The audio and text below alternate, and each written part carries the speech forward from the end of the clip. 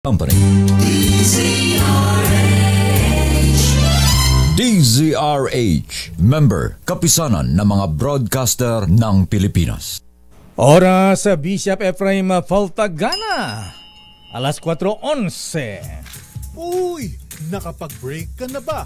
Nakapag-relax ka na ba? Saan ka man nagtatrabaho, mapa-opisina man o work from home o mula mismo sa pwesto, sasabayan namin ang break time mo. Sasabayan namin ng mga balita at komentaryo, mga panayam ng mga taong viral ngayon. DZRH Break Time!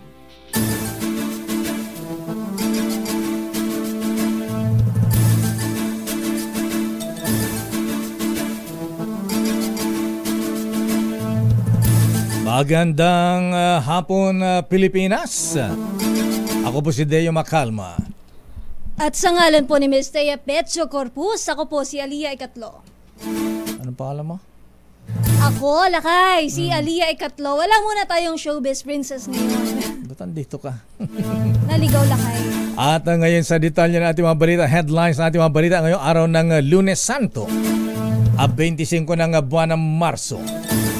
Manipis na supply ng kuryente sa susunod na buwan na pinangangambahan ng Department of Energy. Pagdami ng mga pasahero sa mga terminal ng bus at pantalan ngayong Semana Santa nag-umpisa na. Mga bus drivers naman sa Parañaque o PITX, isinalang sa sorpresang drug test. Dalawang driver ang nagpositibo sa droga. Penitensya sa mga motorista.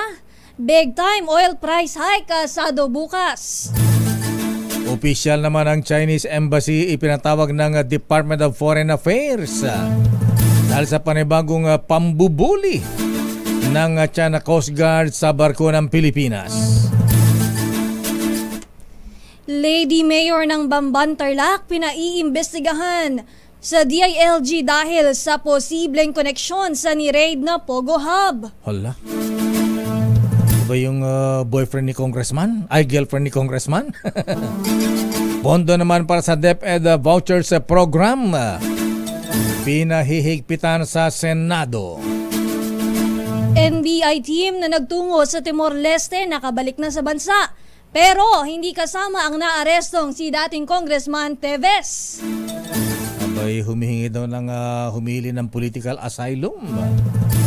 Samantala, senior citizen na iniimbestigahan sa pagkamatay ng isang bata sa General Santos City. Wow! Nagpakamatay, nagbigti. Samantala, nag-viral na asong pinaslang sa Camarines Sur. Nagpositibo sa rabies. At isa pang balita mahabigan, ayan ngayong mahaba-haba ang holidays, ngayong Holy Week. Abay, nagbabala ang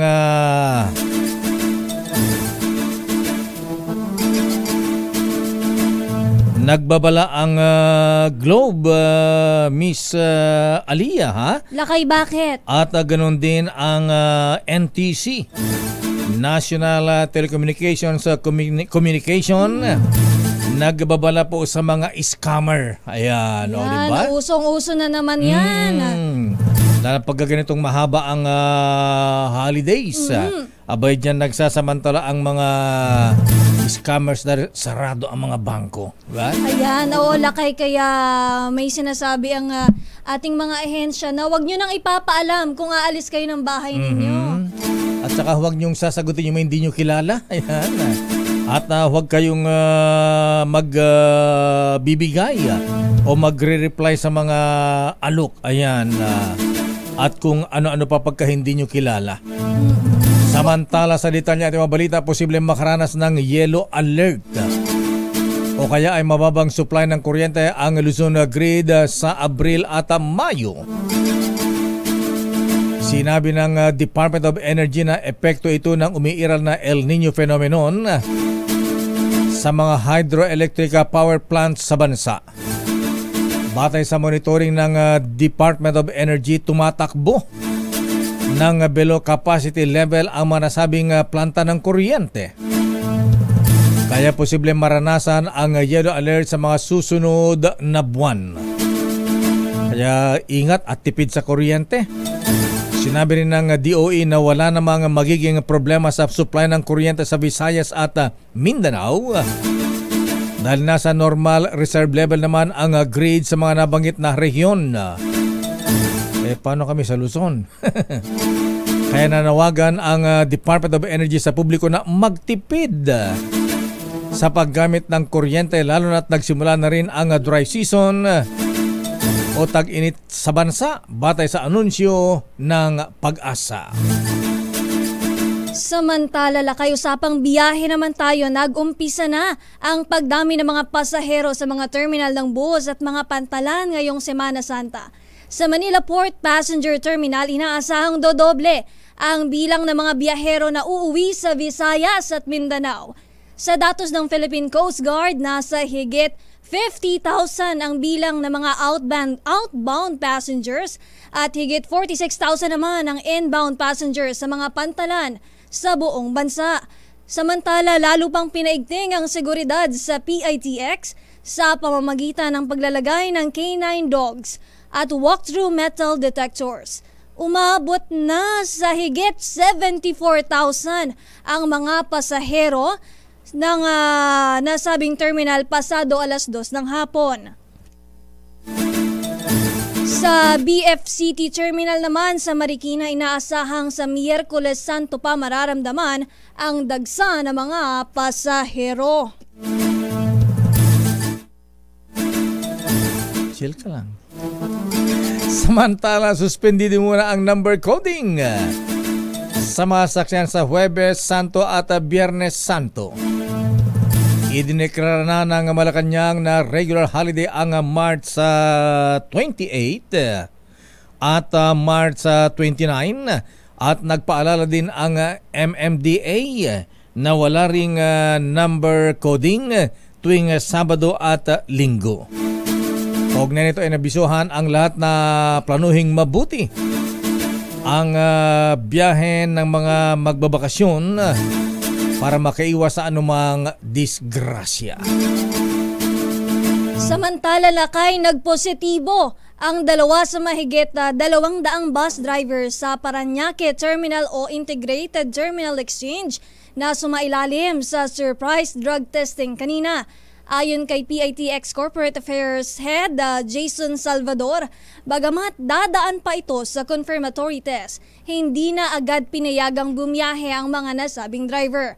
Pag nagpositibo muli lakay sa test ang mga driver, ay sususpendihin na ang kanilang mga lisensya sa loob ng 1 taon.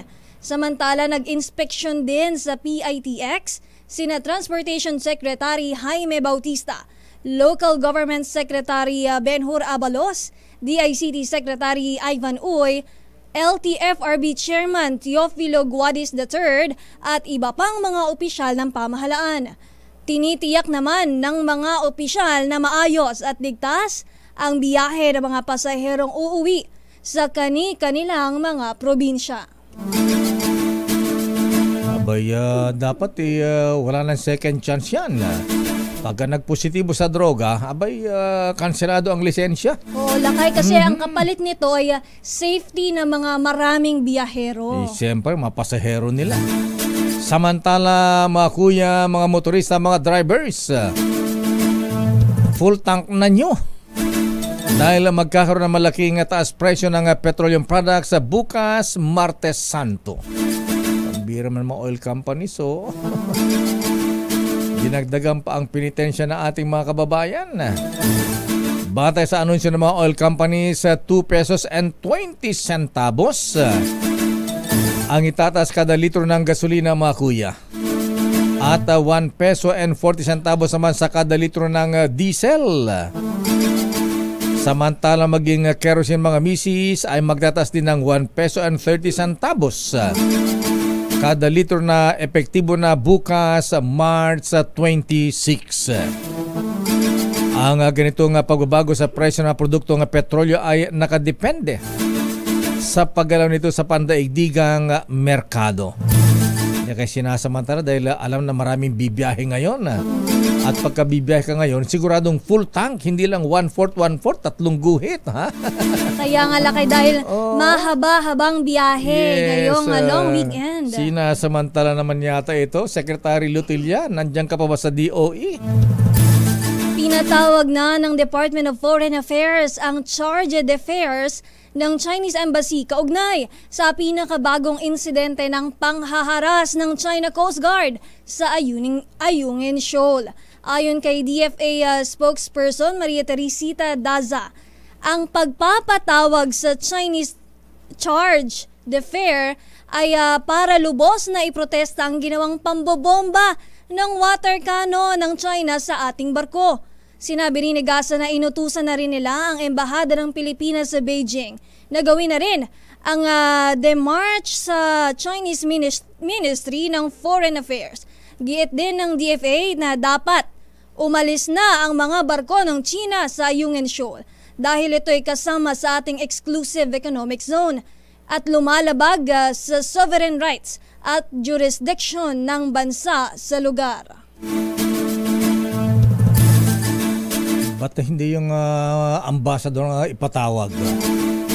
Nakita ko na yung ambassador na yun doon sa birthday ni Senator Amy. Ayan. Kumusta naman ang ambassador natin? Abay, yung angas niyang yun, alam mo kung makita mo sa Miss Aliyah? Kasing laki mo lang. Pero kakaiba ang angas, lakay. Pero nandun naman parang walang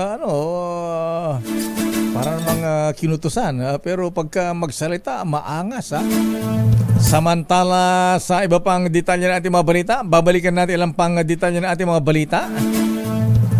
Aba, si Secretary Gibo, Defense Secretary Gilbert Teodoro Jr., hinahamon ngayon ng China na patunayan sa international law ang pag-aangkin nila sa West Philippine Sea. Samantala isang lady mayor naman sa Bamban na Tarlac, pinaiimbestigahan ng DILG dahil sa posibleng koneksyon sa ni-raid na Pogo Hub. May Pogo si Mayora. Samantala isang senior citizen na iniimbestigahan sa pagkamatay na isang bata sa General Santos City. Nako, paring Joe, nagbigti. Nako, guilty kaya si Lolo? At nasa ating linya mahabigan ang isa sa mga tagapagmana ng Meralco. Ayan, si Ginoong Joe Saldarriaga, ang spokesperson ng Manila Electric Company. Alamin nga natin kung dito ba sa Luzon, asahan kaya ang mga brownout, blackout, power outage dahil manipis na ang supply ng kuryente sa mga susunod na buwan. Mr. Joe Saldarriaga, Pangilinan, magandang hapon, Joe. Magandang hapon, Sir Joe. Sir Joe. Nakabahan sa mga inputs. Joe, ayan, mukhang magandang hapon. Mukhang manipis din ang signal mo, Joe. Parang yellow alert din. Hello, Deo. Ayan. Ayan, malinaw na, Sir Joe. Malinaw na ba? Ayan, ayan. Hindi, sabi ko yung kanina, narinig. Kinakita ko doon sa introduction. Ano bang gamit na cellphone ni Joe Saldarriaga? Smart ba o Globe? Ayan. O PLDT? Sir Joe, medyo nagpuputol-putol ang linya, Sir Joe. Sir Joe? Joe? Wanna buy what's Joe? Ayan, babalikan natin si Joe Saldarriaga. Namba si Joe, nagmamaneho ba o nagsisiesta? Ayan. Lakay, nagkakape-kape. Ayan. Tatanungin natin, Lakay, magandang kapanayam natin din si Joe Saldarriaga ng Meralco dahil bukod dito sa pagnipis ng supply ng kuryente sa Abril at Mayo ay dumadami din ang insidente ng sunog sa mga kabahayan na ang main cause ay dahil sa kanilang electricity. Oho, yung Nag-overheat na electric fan, ayan na faulty electrical wiring. Ayan na Joe, magandang hapon. Yeah, magandang hapon, Deo Lakay. Aliyah Lakay. Miss Aliyah. Narinig ko kanina, medyo kinakabahan lang ako sa intro ni Deo Lakay eh. Bakit? Baka maniwala yung mga nakikinig.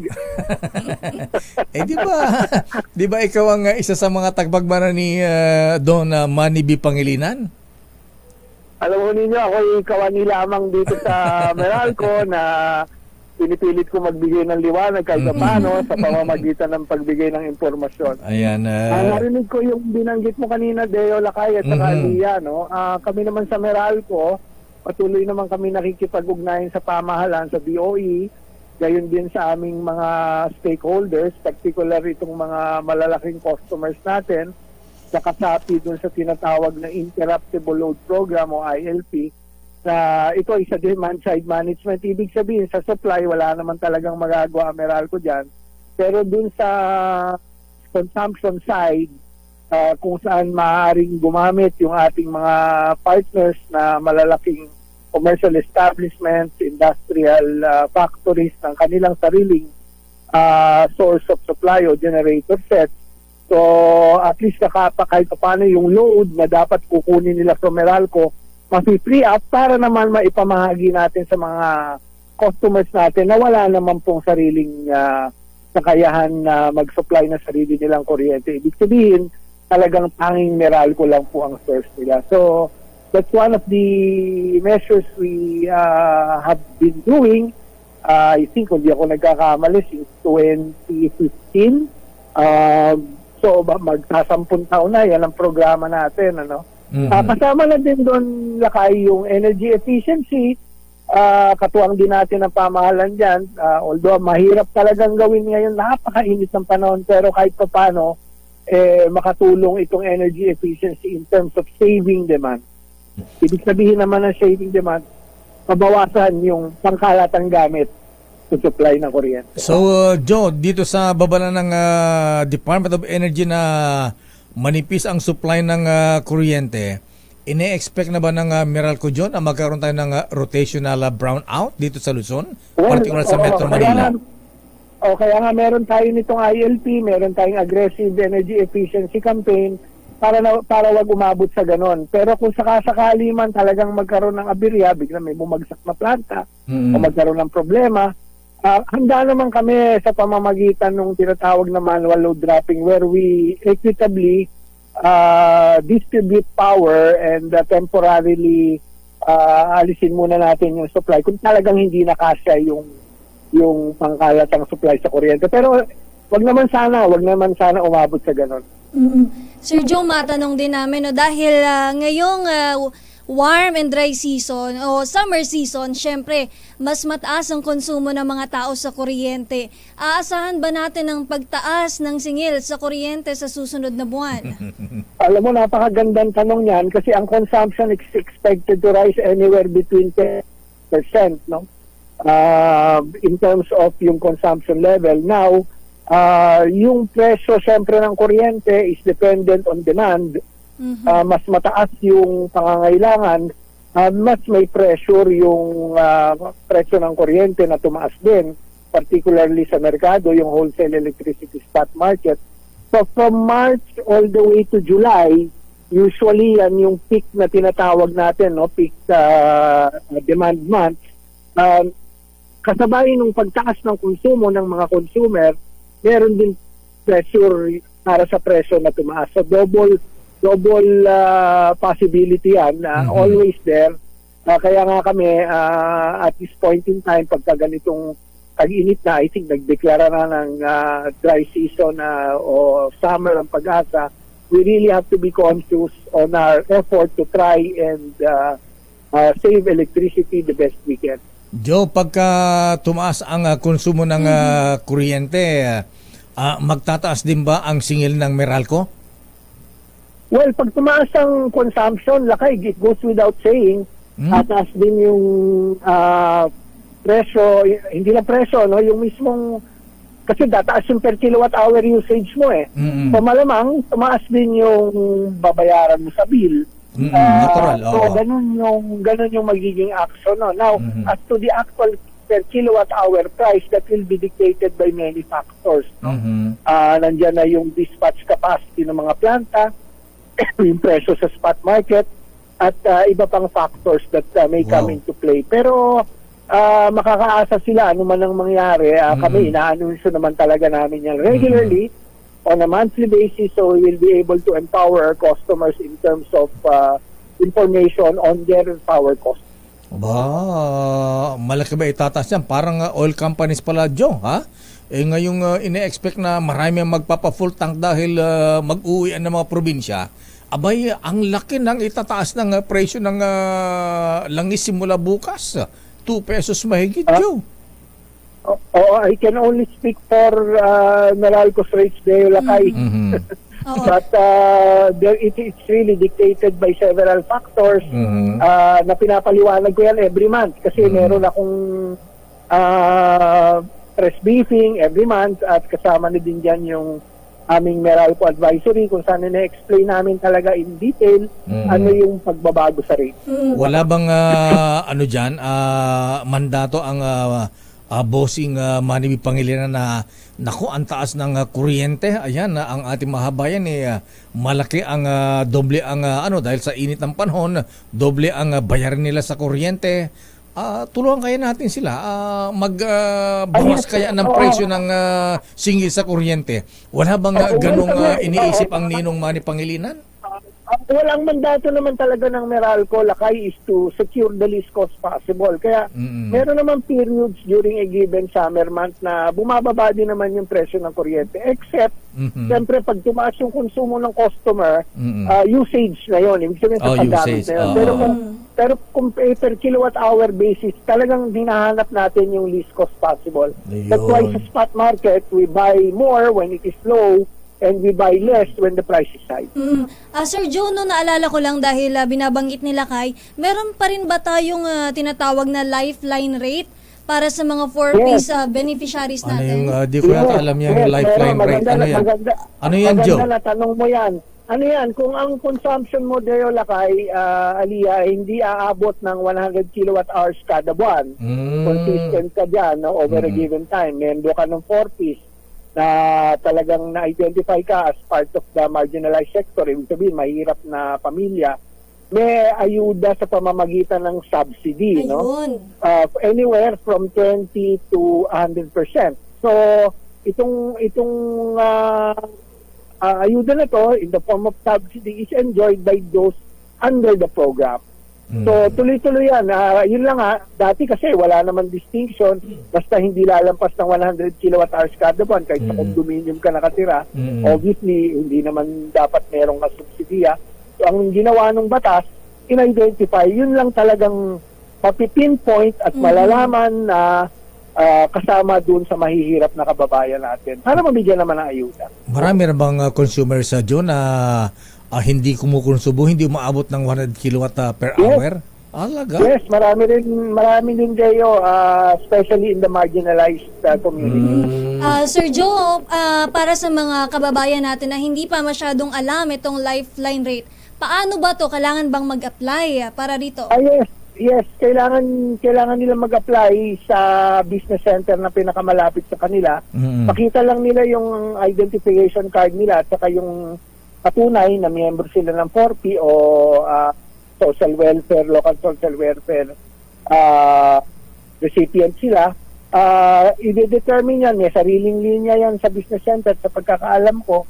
At tutulungan namin, we will help facilitate their being part of the program. Hindi pala automatic yan, Joe. Kala ko automatic na yan. Dati automatic na Lakay, no? Dati automatic. Kaya lang ang nangyayari kasi dyan, kahit na may kaya ka, pero matipid ka sa konsumo mo, hindi ka lumalampas ng 100 kilowatt hours a month, pero studio unit condo ka, nakasubsidize ka. So, ang nangyari nga, ni-rationalize yung batas, yun lang talagang mahihirap na kababayan natin ang dapat mapasama sa program. Ayan, may mag-a-apply pala. Anyway, Joe, maraming salamat at magandang hapon. At saka, Bella Kay, gusto ko lang nga pala sabihin na Meralco po ay handa maglingkod ngayong Semana Santa 24/7 po tayo kung sakali hong merong silang concern o gusto ipaabot sa atin. Ang ating mga communication touch points ay 24/7 din. Ating hotline 24/7 din. Tawagan lang kami kung sakali merong emergency o problema ngayong papasok pa si Ayan, ang gusto namin kay Joe, parang Boy Scout ito, laging handa. Ayan. Pero ang gusto namin assurance sa Joe, ngayong summer season sana walang brown out. Yes. Sisikapin natin yan, Deo Lakay. Okay. Thank you, Joe. Maraming salamat. Magandang hapon. Thank you, Deo Lakay Idol. Thank you, Lia. Mga kaibigan, ang isa sa mga tagapag-ana ni Don Manny Pangilinan, Joe Saldarñaga ng Meralco. Babalikan natin lang pang detalye ng ating mga balita. Oras, Miss Aliyah. Ang oras 4:36 ng hapon. Break time! Oras sa Miss Aliyah. Ang oras 4:42 ng hapon. Standby Edniel Parosa, standby Raymond at Paas, standby Boy Gonzales. Naku, yung pulis na nakamotorsiklo mga kuya, abay bumangga sa truck sa Maynila. Patay yung pulis. Naku, mabilis ba yung takbo niya? Sandali lang mga Boy G, standby Raymond, standby Edniel. Abay, batiin ko lang muna ng happy birthday ito at sabi ni Kuyang Aman Tosino magpapabarik daw ngayon, at magpapakantun pa. Ayan, dahil birthday ni ating Mayora Tita Cuevas Reyes ng Malbar, Batangas. Happy birthday! Nagpakain na ba? Ba't hindi ka nakarating din Happy birthday ating Mayora Tita Cuevas Reyes. Batang-bata pa ito, siguro mga 38 lang ito, Ayan. At happy birthday din kay Kuyang Mista Ray Mina. Ayan. Advance happy birthday, Mista.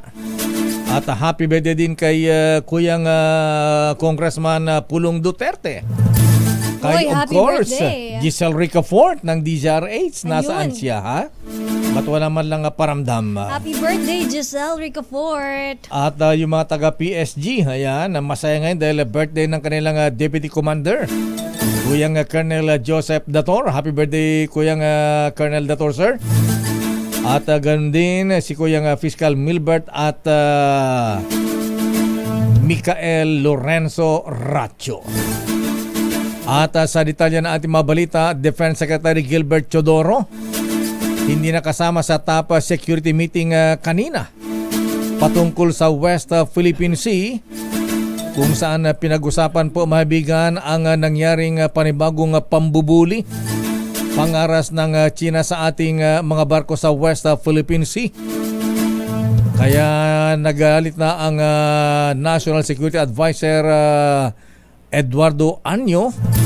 Ayan, kaya't nagpulong kanina at gumawa sila ng rekomendasyon kay Pangulong Bongbong Marcos, ating Commander-in-Chief.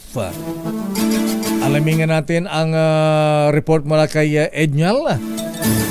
Abay, ang sabi ni Secretary Gibo Chodoro, abay meron na raw plano ang Armed Forces of the Philippines tungkol dito. Anong plano ito, Edniel? Napipikon na ba umiinit na ba ang bumbunan ni Secretary Gibo Chodoro? At galit na rin ba si General Omet Browner? Pero dapat huwag tayong padaskul-daskul dito, Baka mamaya lumala, At lalo't sa bagay, sabi naman ng Amerika hindi raw sila hindi raw tayo pababayaan. Alamin natin ang report mula kay Edniel Parosa. Edniel, please come in. Lakay, patuloy sa recalibration ng Department of National Defense at Armed Forces of the Philippines sa sinasagawang diskarte nito sa West Philippine Sea. Yan ang sinabi ni DND Secretary Gilbert Chodoro matapos ang panibagong harassment ng China sa resupply mission ng AFP sa Ayungin Shoal. Ayon sa kalihim, hindi siya nakadalo sa high-level meeting ng Security Cluster na inihirit ng National Task Force for the West Philippine Sea kasama si Executive Secretary Lucas Bersamin. Pero naniniwala si Chodoro na hindi na niya kailangang magbigay ng bagong direktiba sapagkat alam na umano ng AFP ang plano. Batay sa naunang mga utos ni Pangulong Bongbong Marcos, natuloy itong pulong ng principals ng security official sa Malacanang kaninang umaga, pero nasa kampo Ginaldo naman itong si Chidoro para pangunahan ang first quarter simultaneous earthquake drill ng tanungin sa ambush interview kanina kung bakit wala siya doon sa palasyo. Sinabi lang ng kalihim na hindi niya kayang hatiin ang katawan para sa sabay na event itong earthquake drill security meeting. Samantala, hinamon di defense chief ang China na ihabla sa arbitration ang kanilang maritime claim kung totoong hindi sila natatakot na patunayan kanila ang binabanggit sa teritoryo. Ginawa ni Chidoro ang pahayag matapos magbabala ang defense minister ng China sa umano'y consequences sakaling ituloy ng Pilipinas ang tinawag nitong pagdadala ng construction materials sa BRP Sierra Madre. Para sa unang sa Pilipinas, ba't hindi sila pumunta sa international tribunal? Correct lang, ayan yung hamon ni Secretary Gibo kanina Kung talaga hindi kayo natatakot, sabi niya, pumunta tayo sa arbitration. Dali natin ito sa International Court lang silang humatol once and for all. Dahil ang dinadahilan ng China noong 2016 lakay, in the first place, hindi nila kinilala yung proseso ng pagdala ng Pinoy administration sa UNCLOS. Kaya yung resulta rin, hindi rin nila kinikilala. Ngayon ang hamon ni Secretary Gibo, dalhin natin sa arbitration kung totoong sa inyo itong inaangking yung teritoryo. Ayan, maraming salamat, Edniel. Balik sa inyo, Lakay at Aliyah. Samantala, Lakay, konkretong plano bilang solusyon sa traffic dapat nang ilatag ng gobyerno. Ang nagsabi po niya ay si Senator Joel Villanueva. Ang detalye, report mo, RH28, Raymond Dadbaas. Mayor, mahalagang ilatag na ng gobyerno ang mga konkretong plano nito upang masolusyonan ang lumalalang traffic sa Metro Manila. Ayon kay Senate Majority Leader Joel Villanueva, noong nakaraang taon pa niyang nikain ng Senate Resolution number 859 hinggil dito. Ito ay panawagan sa makinukulang ahensya ng pamahalaan na pag-aralan at maglatag ng solusyon sa lumalalang problema sa traffic. Kabilang dito ang Department of Transportation, ang MMDA at ganoon din ang DILG. Batay sa pag-aaral ng TomTom Traffic, ang Metro Manila ay kabilang sa isa sa may pinakamalalang problema sa traffic noong 2023. Habang ang Japan International Cooperation Agency o JICA ang nagsasabi na may pag-aaral din sila na abot sa 6 na bilyong piso ang nawawala sa ekonomiya ng bansa pagsapit ng 2030 dahil sa matinding problema sa traffic. Una nito inirekomenda ng Management Association of the Philippines na magdeklara ng state of calamity sa Metro Manila dahil sa matinding problema sa trapiko. Para sa kauna-unan sa Pilipinas, DZRH. Raymond. Ito si Raymond Dadbaas, Mayor. Sinong sinabihan ni Senator Joel Villanueva na ayusin ang traffic? Dapat daw magsama-sama dyan, Mayor, yung DOTR, yung MMDA at ganoon din yung DILG dahil under niya yung mga iba't ibang mga LGUs dito sa Metro Manila, Mayor. Ayan. Alam mo, may magandang plano dyan. Kaya lang, buong Metro Manila, matraffic talaga. Pero dito sa EDSA, meron ng isang sekretary na nagbabalak ng kung paano ayusin yan. Kaya lang may mga tumututuloy yata. Samantalang walang gastos dito ang gobyerno. Ayan na kailangan natin. Walang gastos ang gobyerno. Tapos makatulong. Lakay, makakatulong na nga, aayusin na nga. Ayaw pa, Lakay. Alam mo, iba't yung crab mentality talaga minsan ha? Ayan, yan din natin maintindihan. Abay, alam mo ba na merong nagbumungkay si Miss Aliyah? Ano yun, Lakay? Ayan, para hindi na matraffic sa EDSA, baka wala nang sumakay ng bus. Paano? Lalagyan ng walkalator ang kahabaan ng EDSA. Mula ko monumento hanggang MOA o saan kanon, ha? Walkalator na. Walkalator, oo. Na kung mapagod ka, gusto mong may takbuhan din. Oo. Lakay, parang nasa 2050 na tayo, masyado na tayong advance na na. Abay, syempre naman. Ayan, so abangan natin yan. Okay, maraming salamat, Raymond. Sana buhay pa ako nun, Lakay. Nasaan ang mga senador ngayon? Saan nagbakasyon?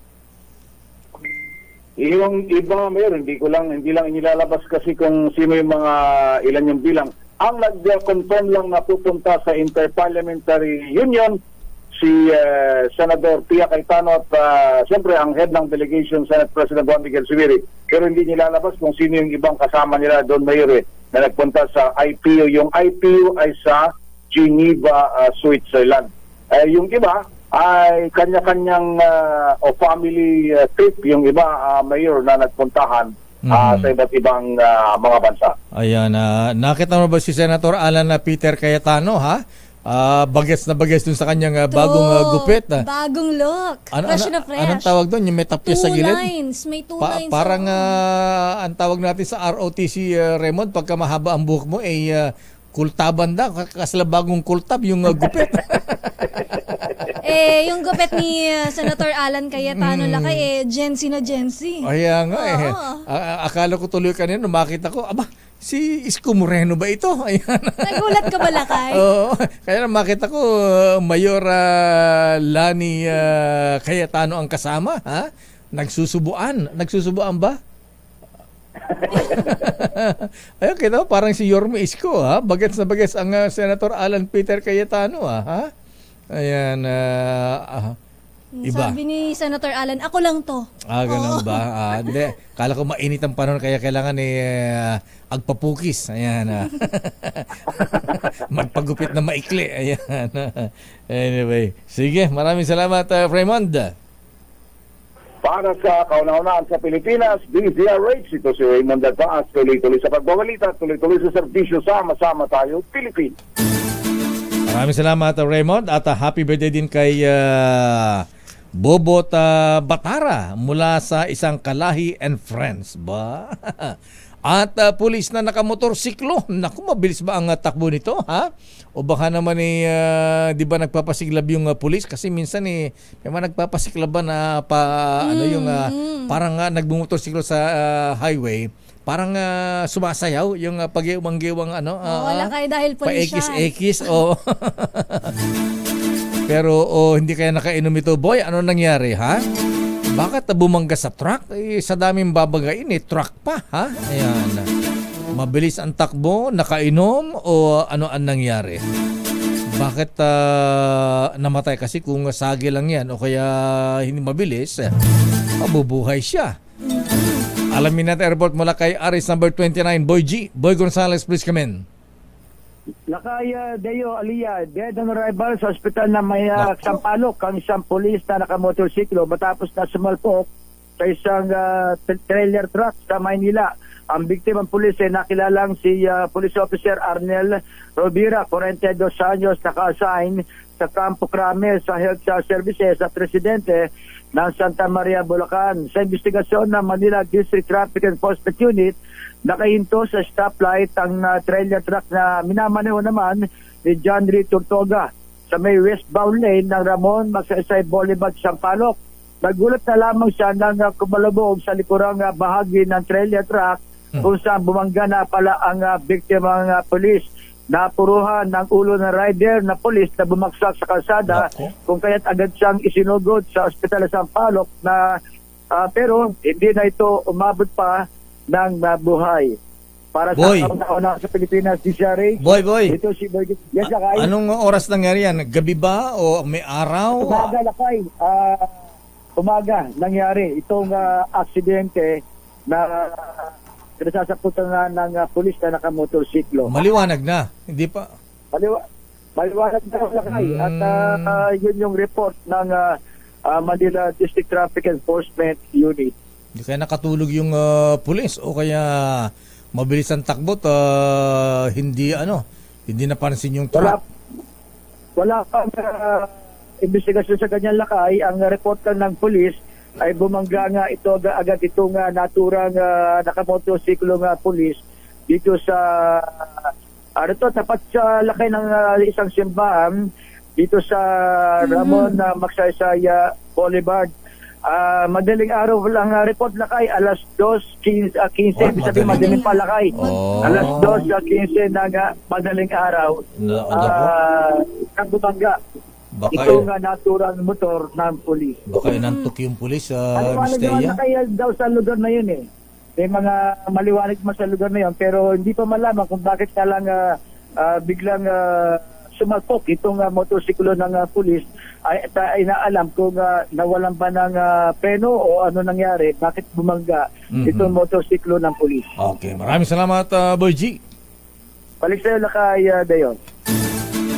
Samantala lakay, ang NBI ay aminadong nahirapang maibalik sa bansa si dating Negros Oriental Representative Arnolfo Teves Jr. mula sa East Timor. Hanggang kailan o gaano katagal diyan sa East Timor o sa Timor-Leste si Congressman Arnolfo Teves, RH5, Val Gonzales. Aliyah, Mayor, maraming proseso daw ang dinaanan ng National Bureau of Investigation bago nakita at makumpirmang nahuli na nga si dating Negros Oriental Representative Arnolfo Teves Jr. Itong sinabi ni NBI Director Medardo de Lemos kasunod ng kabiguang mayuwi sa bansa ang dating kongresistang si Teves na nahuli sa Timor-Leste. Sa press conference dito sa NBI office sa Quezon City, inamin ng NBI na nahirapan silang maibalik sa bansa si Teves.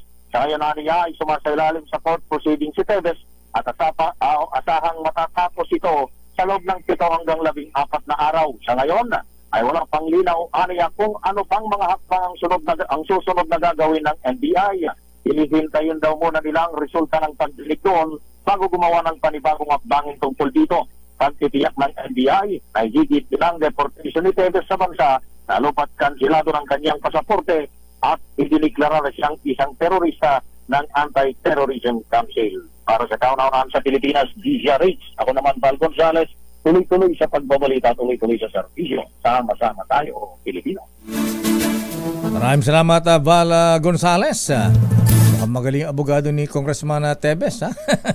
At ang sabi pa nga lakay, plano pa raw humirit ng isa pang political asylum. Ayan nga, oo. Murder yung kaso niya, ba't political asylum ang hinihingi? Anyway, mga ano na lang yan. Kung anong ginagawang paraan para hindi maibalik dito sa Pilipinas. Sa bagay, mas may ano na yatang doon na lang siya makulong. Kesa dito, kasi baka dito, baka mabigyan pa ng VIP treatment. Mas maluwag ba dito, lakay? Anyway, babalikan po natin ang pang detalye ng ating mga balita. Naku, si Mayora Alice Guo ng Tarlac, ha? Abay, pinaimbestiga ng isang senador dahil sa koneksyon sa isang Pogo Hub. Allah! Kasosyo ba si Mayora? Ha? At yung senior citizen na iniimbestigahan sa pagkamatay ng isang bata, abay nagpakamatay, nagbigti. Babalikan natin ang detalye niyan sa ating programang Break Time. Oras, Miss Aliyah. Ang oras, 4:59 ng hapon. Sa detalye pa rin natin mga balita, pinaiimbestigahan ni Senator Sherwin Gatchalian ang Lady Mayor ng Bamban Tarlac dahil sa posibleng koneksyon sa isang ni-raid na Pogo Hub sa kanilang probinsya. Ito'y matapos matuklasan na si Mayora Alice Guo ang nag-apply ng lisensya para makapag-operate. Ang isang Chinese Pogo, ang Hongsheng Gaming Technology Incorporated, na inaprubahan ng Sangguniang Bayan noong September 2020. Abay, 4 years nang nag-ooperate. Ayon kay Senator Gatchalian, bagamat hindi pa mayora si Guo nang isumite ang aplikasyon, walang duda na siya ay nagkaroon ng kaugnayan sa nabanggit na Pogo operation. Nirid na noon ang Hongsheng Pogo Hub noong February 2023 at muling nireid nitong lamang buwan ng Marso. Napagalaman mula sa record ng LTO na isa sa mga sasakyan ng natagpuan sa compound ay nakarehistro sa pangalan ni Mayor Guo. Hala. Si Mayor ang may-ari ba nito? Kasosyo, binagyan din ni Senator Gatchalian na dapat imbestigahan. Oy, Secretary Benhar Abalos, sir, ha? Dapat imbestigahan ng DILG si Mayora Alice Guo dahil sa posibleng koneksyon sa Pogo Hub na isinasangkot sa iba't ibang krimen. Patay tayo dyan.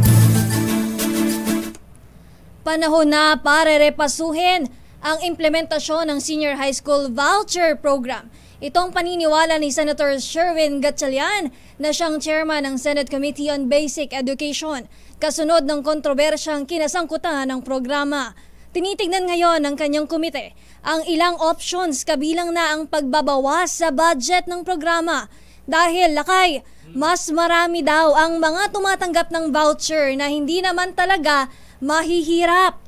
Higpitan daw ang pagpapatupad sa programa para tiyakin na ang mga may hirap ngunit matatalinong mag-aaral ang makikinabang ng voucher program. Nagpositibo naman sa rabies ang nag-viral noon na isang asong pinaslang sa Camarines Sur. Ito ang pahayag ni Philippine Animal Welfare Society Director Ana Cabrera na nagmula sa resulta ng test na isinagawa ng Bureau of Animal Industry. So may karapatan pala yung lalaking pumatay doon sa aso. Ayun nga, kasi kung nangagat may rabies pala. Ayon kay Cabrera na ipagbigay alam na rin nila ito sa may-ari ng aso na si Kilua. Anong pangalan? Lakay, Kilua, ang aso Kilua. si Kilua. Ayan Ayan ang aso na si Kilua. Kaya naman hinimok nila ang sino mga nakagat. Naku, may ilan ba naman nakagat nitong aso nito, ha? Na magpatingin ka agad sa doktor o kaya ay magpa-vaccine sa veterinarian. Sinabi ni Cabrera na may posibilidad na hindi accurate ang test dahil 5 araw na rin nailibing ang aso bago na itest at maaring na-infect lamang daw sa lugar. Lakay, in short, sa mga pet owners dyan, maging responsible pet owners tayong lahat. Kung nagat talian yan. Ayan, huwag palalabasin ang bahay. Basa. Lakay, ito na. Natagpo ang nakabitin sa puno at wala ng buhay ang isang lalaking senior citizen sa General Santos City. Kinilala ng mga otoridad ang 74-year-old na lalaki na si Ermelindo Saholga. At ayon sa General Santos Police, ang apo ng biktima ang nakadiskubre ng bangkay nito. Sabi pa ng PNP, nangyari ang insidente habang nagpapatuloy ang investigasyon sa kaso ng paggahasa at pagpatay at isinilid pa sa sako ang isang batang babae at itinuturong isa sa mga suspect, si Saholga. Inaalam pa ngayon ng pulisya kung may foul play sa pagkamatay ng senior citizen. Nagbigti o binigti tapos sinabit. Ayun nga, Lakay, iniimbestigahan pa. Pero wala bang suicide note? At ito po, dahil mahaba-haba ang bakasyon, ha? Actually, marami na nakabakasyon. Dito lang sa amin, dami na nakabakasyon. Oo nga, Lakay. Hinahanap ko yung iba Nakabakasyon na pala. Naunahan ba tayo? Oy, may paalala po ang National Telecommunications Commission, mga kuya, mga ateng. At Globe, ayan, ito po ay public service advisory mula sa NTC at Globe na ngayong mahaba ang bakasyon. Huwag maniniwala sa mga mensahe mula sa hindi kilalang numero o kaya hindi kilalang account na naglalaman ng inyong pangalan at nag-aalok ng trabaho, pabuya, libreng pera o iba pang serbisyo. Ayan, ito po ay isang scam. Ayan, lalo pa ngayon bakasyon, baka mamaya mahak yung mga ano nyo, ha? Tatawang kayo, makuha mga details ninyo. Ang sabi ng NTC, i-report agad sa NTC website. Kaya itawag sa NTC hotline 1682. Ayan. Ang kanilang hotline 1682. Ayan po ang hotline ng NTC para ma-report ang mga ganitong mga manloloko. The road is long. Maraming salamat, Mr. Michael is my guy. Ang palitan ng dollar, mga misis, nagsara sa trading sa halagang 56 pesos and 39 centavos kada isang US dollar. At yan ang kabuuan nating palatuntunan ng break time. Ako po si Deo Macalma. At sa ngalan po ni Ms. Thea Petio Corpus, ako po si Aliyah Ikatlo. Susunod na mga balansyadong balita, Chairman of the Board Henry Uri at Miss Kay Karen Oyong. Bye-bye. Ingat.